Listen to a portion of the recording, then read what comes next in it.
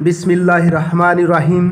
Dear students, मैं हूं मोहम्मद अब्बास अपने यूट्यूब चैनल मेहर अब्बास एजुकेशन ट्यूब मैथ के साथ।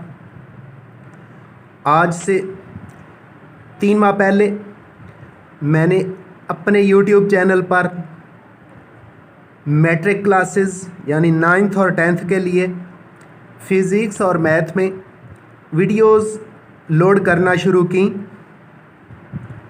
शुरू के अंदर काफ़ी प्रॉब्लम्स आए, लेकिन अल्हम्दुलिल्लाह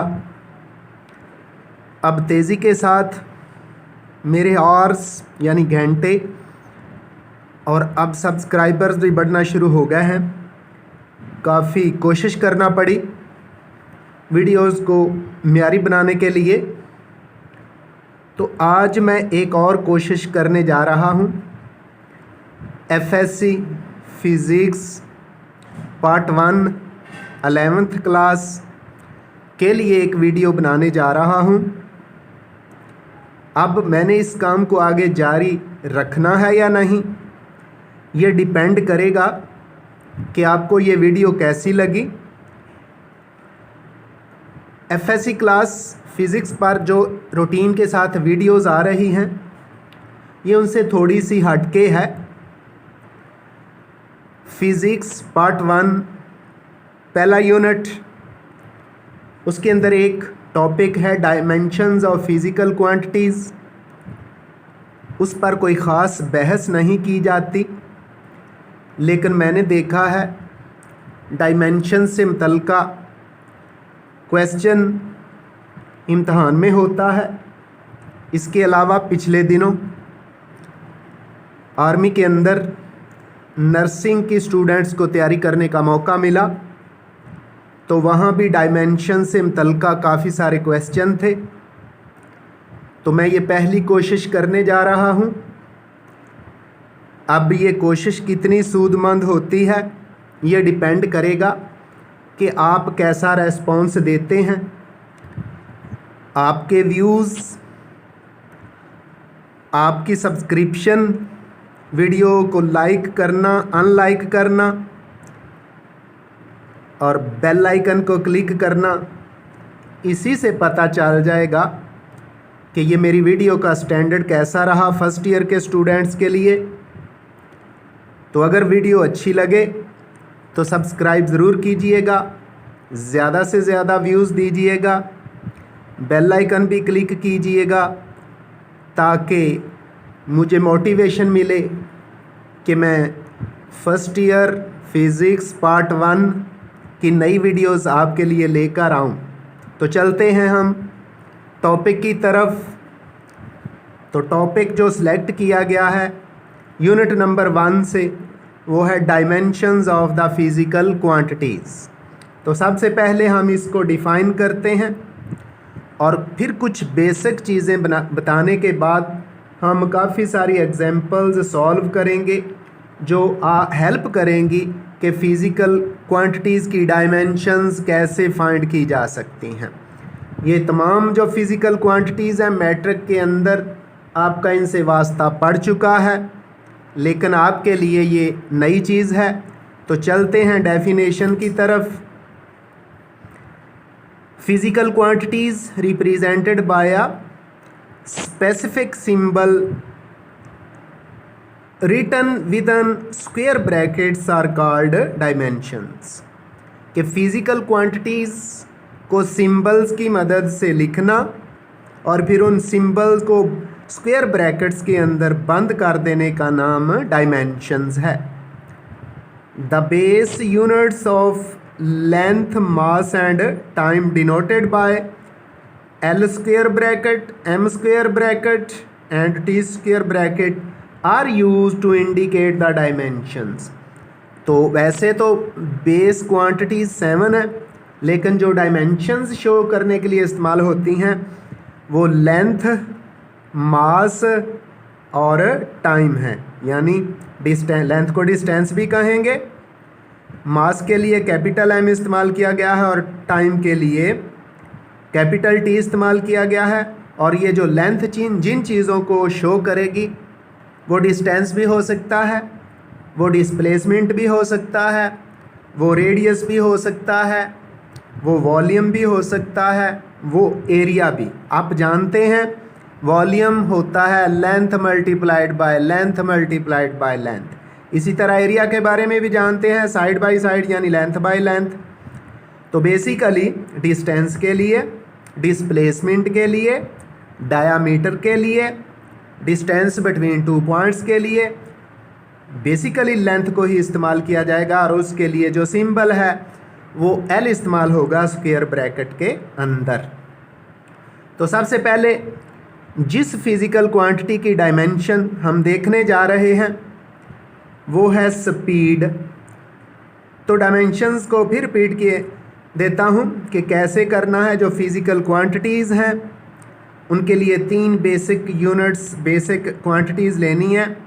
मास के लिए कैपिटल M, टाइम के लिए कैपिटल T, और length, distance, displacement, radius, diameter वगैरह के लिए L within the square bracket लिया जाएगा। तो स्क्वायर ब्रैकेट दरअसल डायमेंशन को शो करती है। तो सबसे पहले हम जिस फिजिकल क्वांटिटी की डायमेंशन शो करने जा रहे हैं, ड्राइव करने जा रहे हैं, वो है स्पीड। स्पीड को अलामती तौर पे सिंबॉलिकली v से लिखते हैं, और स्पीड का फार्मूला है डिस्टेंस ओवर टाइम। अभी अभी मैंने बताया डिस्टेंस लेंथ ही है, इसलिए लेंथ को लिख दिया, ओवर में टाइम उसी तरह। तो स्पीड की डायमेंशंस क्या होंगी, लेंथ की डायमेंशन लिखेंगे, ओवर में डायमेंशन लिखेंगे टाइम की। तो पहले हमने v को स्क्वायर ब्रैकेट में बंद किया यानी डायमेंशन ऑफ स्पीड, दूसरी तरफ डिस्टेंस के लिए लेंथ L इस्तेमाल किया यानी L E within the square bracket, और ओवर में टाइम के लिए capital T within the square bracket. तो ओवर में नहीं लिखना, अगर कोई नंबर, कोई सिंबल ओवर में आ गया तो इसको ऊपर लेके चलेंगे, ऊपर जाकर उसकी पावर चेंज हो जाएगी। और अगर ज़्यादा स्क्वायर ब्रैकेट्स आ गई तो हमने उनको सिंगल स्क्वायर ब्रैकेट्स में चेंज करना है। तो L उसी तरह आ गया, T जब नीचे से ऊपर गया तो T की पावर माइनस हो गई।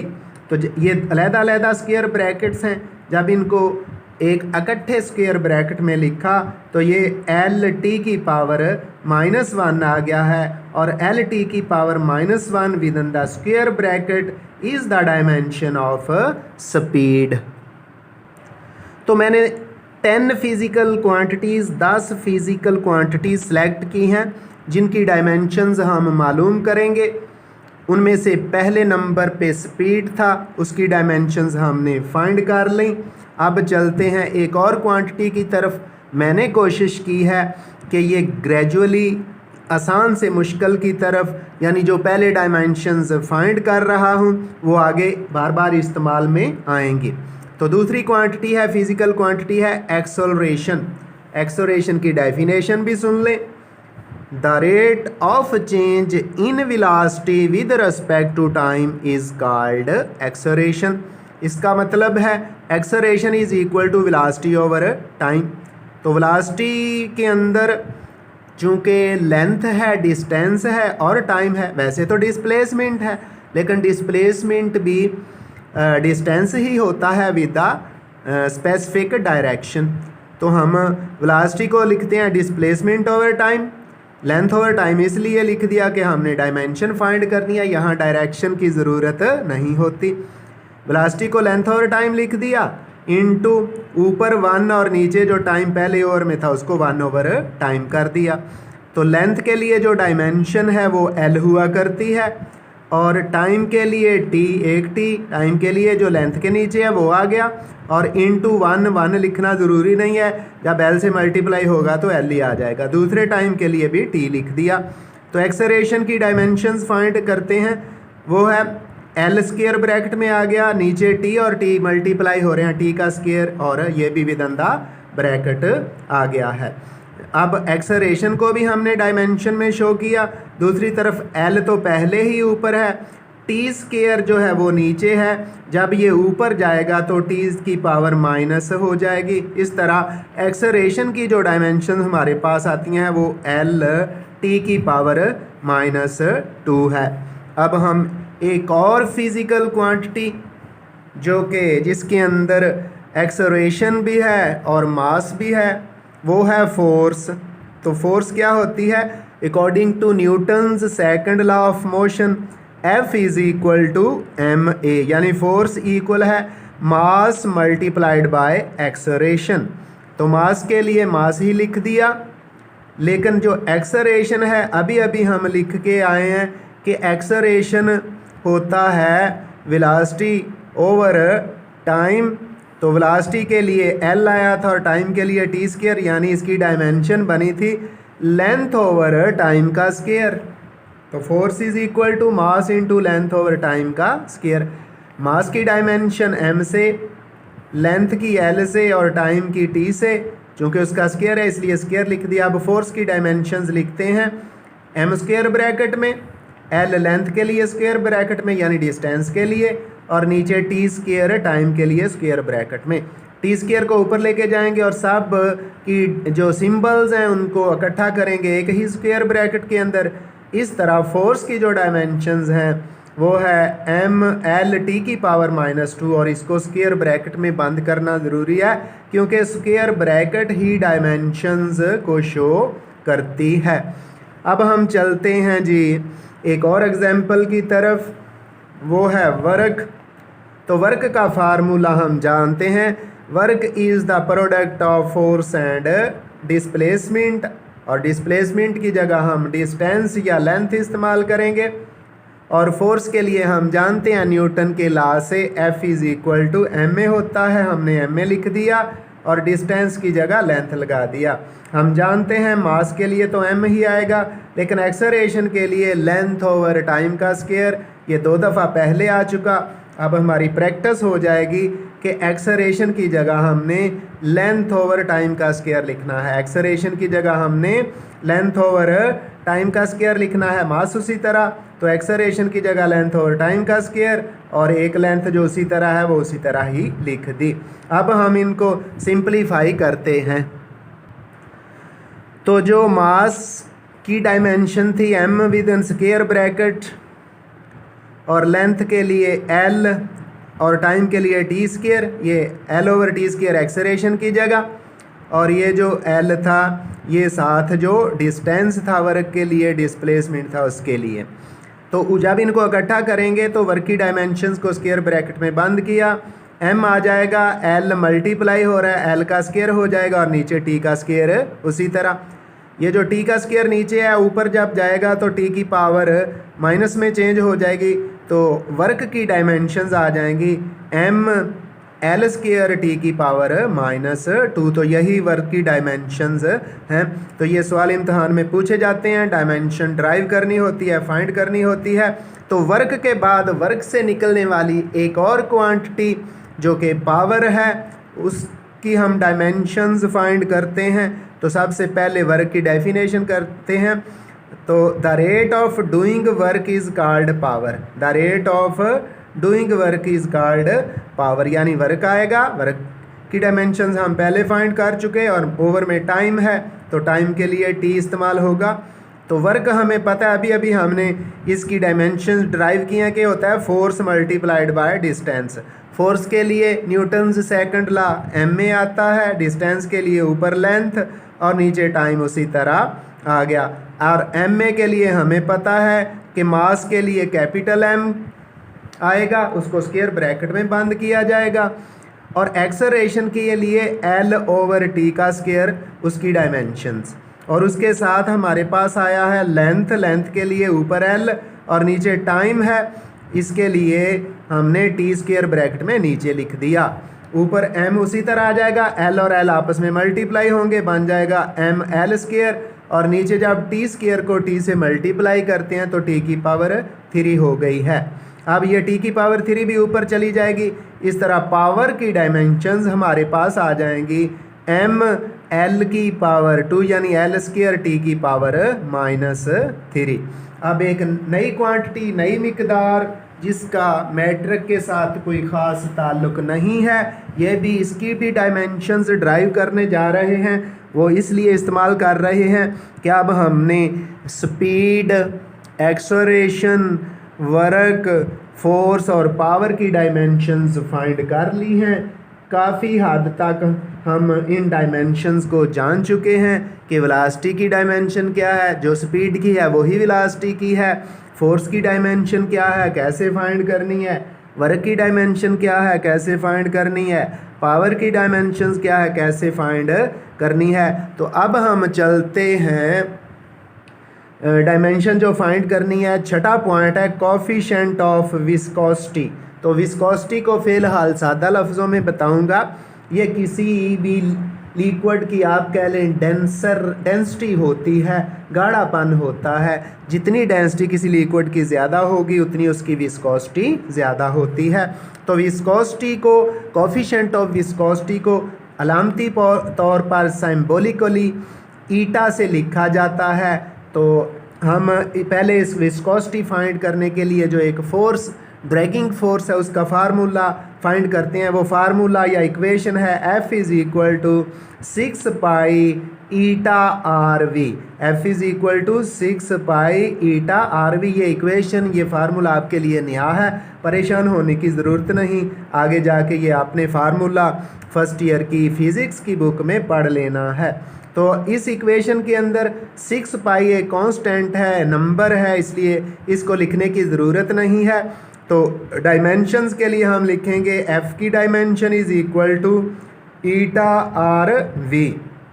ईटा कोफिशिएंट ऑफ विस्कोसिटी है, R radius of the sphere या ड्रॉपलेट होता है, और वी उसकी स्पीड हुआ करती है। यहाँ से हम ईटा को अलहदा करते हैं तो ये जो आर और वी है इधर आके एफ को डिवाइड कर जाते हैं, और ईटा इक्वल हो जाता है फोर्स की डायमेंशन ओवर आर वी की डायमेंशन। और यहाँ से हम ईटा की डायमेंशन यानी कोफिशिएंट ऑफ विस्कोसिटी की डायमेंशन फाइंड करते हैं जी। तो ईटा इक्वल हो गया है फोर्स की डायमेंशन ओवर रेडियस और स्पीड की यानी वेलोसिटी की डायमेंशन।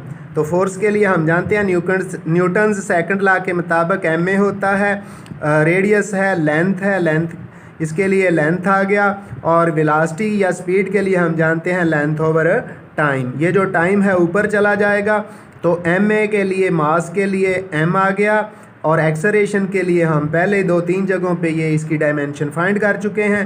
वो होती है एल टी की पावर -2। जैसे होता है ना मीटर पर सेकंड स्क्वायर, तो उसी तरह यानी जो एक्सेलरेशन का यूनिट है ना मीटर पर सेकंड, मीटर लेंथ है उसके लिए एल आ गया, और पर सेकंड स्क्वायर टाइम है उसके लिए टी आ गया। तो एल टी पर सेकंड स्क्वायर टाइम, ये वाला टी जो ओवर में था ऊपर चला गया, और लेंथ मल्टीप्लाई होकर लेंथ का स्क्वायर नीचे रह गया। ईटा की डायमेंशन इक्वल टू एम, उसी तरह एल टी की पावर -2, उसी तरह ये जो टाइम है इसके लिए हमने टी लिखा, और नीचे लेंथ का स्क्वायर था एल स्क्वायर हमने डाल दिया। अब इन सब को ऊपर लेके चलते हैं, तो m उसी तरह आ गया, l की पावर ऊपर 1 है, नीचे वाला l जो है स्क्वायर है, ऊपर जाके इसकी पावर -2 हो जाएगी। ऊपर t की पावर -2 है और साथ t मल्टीप्लाई हो रहा है, तो t की पावर -2 + 1 हो जाएगी। इस तरह ईटा के लिए यानी कोफिशिएंट ऑफ विस्कोसिटी के लिए जो हमारे पास डायमेंशन बनती है वो m l की पावर 1 - 2 t की पावर -2 + 1। तो नीचे ईटा की डायमेंशन इक्वल हो जाएगी m, उसी तरह l की पावर -2 और +1 -1 आ जाएगी, t की पावर भी -2 और +1 था, ये t की पावर -1 आ जाती है। और इस तरह ये विस्कोसिटी की डायमेंशन हमारे पास आ गई हैं। अब एक और फिज़िकल क्वांटिटी जो इन्हीं से निकली है, जो इन्हीं से डिराइव होती है, बेसिक चीज़ें वही हैं, लेंथ, टाइम और मास, और ये है प्रेशर। तो प्रेशर की डेफिनेशन कुछ यूँ है, unit force acting on a unit area perpendicularly is called a pressure. तो pressure is equal to force over area. Force के लिए हमें पता है according to Newton's second law M A, और एरिया के लिए लेंथ मल्टीप्लाइड बाय लेंथ, यानी लेंथ का स्क्वायर हो जाएगा, एल का स्क्वायर हो जाएगा। ऊपर फोर्स के लिए एम ए आया था, एम के लिए इसकी डायमेंशन को सिंबॉलिकली कैपिटल एम से लिखते हैं, और एक्सेलरेशन के लिए एल टी की पावर -2, नीचे भी एल का स्क्वायर है, ये एल की पावर 2 पर चली जाएगी, तो प्रेशर की डायमेंशन बनती है एम एल की पावर 1 - 2 और टी की पावर ऊपर -2 है, वो उसी तरह लिख दिया। इस तरह प्रेशर की डायमेंशन बन जाएंगी, एम उसी तरह आ जाएगा, एल की पावर -1 रह जाएगी और टी की पावर -2 हो जाएगी। तो ये इस तरह हमारे पास प्रेशर की जो डायमेंशन आई है वो एम एल की पावर -1 टी की पावर -2। तो अब हम चलते हैं पॉइंट नंबर 8 की तरफ, जिसके अंदर एक और फिजिकल क्वांटिटी डेंसिटी है। डेंसिटी को यूँ डिफाइन करते हैं, mass per unit volume of a body is called density. तो डेंसिटी का फार्मूला है density is equal to mass over volume. Mass उसी तरह लिख दिया। वॉल्यूम के लिए चूँकि 3 साइड्स क्यूब होता है, length multiplied by length multiplied by length. Density को सिंबॉलिकली रो से लिखते हैं, तो रो की डायमेंशन हमने लिख दी। मास के लिए डायमेंशन हमारे पास कैपिटल एम होता है और ये एल का क्यूब आ जाएगा, एल के क्यूब की डायमेंशन हमने लिख दी। नीचे एल का क्यूब प्लस इसकी पावर प्लस है, ऊपर जाके ये एल की पावर माइनस हो जाएगी। तो इस तरह डेंसिटी यानी रो की डायमेंशन हमारे पास आ गई है एम एल की पावर -3। तो एक 9 नंबर फिजिकल क्वांटिटी जिसकी हम डायमेंशंस फाइंड करने जा रहे हैं वो है ग्रेविटेशनल कांस्टेंट।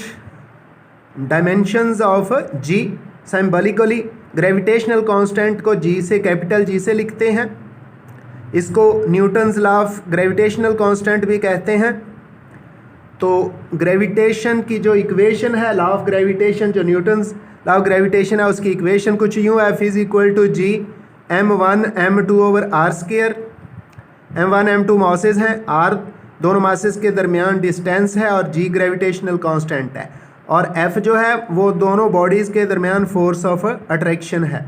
तो यहाँ से हम g को लैदा करते हैं, तो जी अपनी जगह पे मौजूद रहेगा, आर स्केयर एफ के साथ जाके मल्टीप्लाई हो गया, m1 और m2 जी के साथ मल्टीप्लाई हो रहे थे, वो दूसरी तरफ जाके डिवाइड हो गया। तो G is equal to F R square over m1 m2 आ गया। एफ फोर्स है, फोर्स के लिए हम F is equal to M A Newton second law के मुताबिक। आर चूँकि डिस्टेंस ही है, रेडियस यानी डिस्टेंस बिटवीन 2 बॉडीज़ है, तो डिस्टेंस के लिए हम लेंथ इस्तेमाल करते हैं, लेंथ का स्क्वायर आ गया। नीचे 2 मासेस हैं, दोनों मासेस के लिए कैपिटल एम की डायमेंशंस इस्तेमाल की जाएंगी। तो जी इज इक्वल टू मास के लिए कैपिटल एम, एक्सेलरेशन के लिए हम डायमेंशन 3-4 दफ़ा पीछे फाइंड कर चुके हैं, वो होता है एल टी की पावर -2 और लेंथ अलहदा है उसका स्केयर आ गया। नीचे एम जो अलहदा उनकी डायमेंशंस हमने अलहदा लिख दी। ऊपर और नीचे एक दफ़ा एम कैंसिल हो गया, अब एम एक दफ़ा रह गया है, ये ऊपर चला जाएगा तो इसकी पावर -1 हो जाएगी।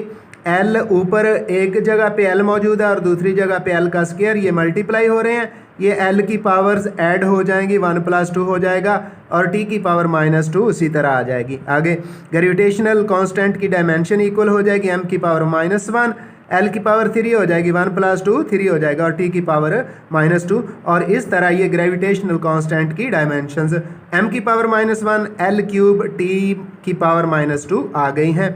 एक और क्वांटिटी मैंने सेलेक्ट की है कि इसकी भी डायमेंशन फाइंड करते चलें ताकि स्टूडेंट्स की ज़्यादा से ज़्यादा प्रैक्टिस हो सके। तो ये 10वीं क्वांटिटी है, 10th नंबर है मोमेंटम। तो momentum is defined as the product of mass and velocity of a body is called momentum. तो P को लिख दिया एम वी के, M mass of the body होता है, हमने एम ही लिख दिया, जबकि जो वेलोसिटी है, जो स्पीड है, डिस्टेंस ओवर टाइम या डिस्प्लेसमेंट ओवर टाइम है। मास के लिए कैपिटल एम डायमेंशंस के अंदर, डिस्टेंस के लिए एल और टाइम के लिए कैपिटल टी होता है। जब इनको स्क्वायर एक ही स्क्वायर ब्रैकेट में और ऊपर लेकर चलेंगे तो मोमेंटम यानी पी की डायमेंशन हो जाएंगी एम उसी तरह, एल भी उसी तरह और टी की पावर माइनस। तो इस तरह मोमेंटम की डायमेंशन हमारे पास एम एल टी की पावर -1 आ गई हैं। अगर ये डायमेंशंस सेम तल का टॉपिक आपको अच्छा लगे तो ज़रूर शेयर करें, सब्सक्राइब भी करें। आइंदा मिलेंगे, अगर मुमकिन हुआ तो। अल्लाह हाफिज़।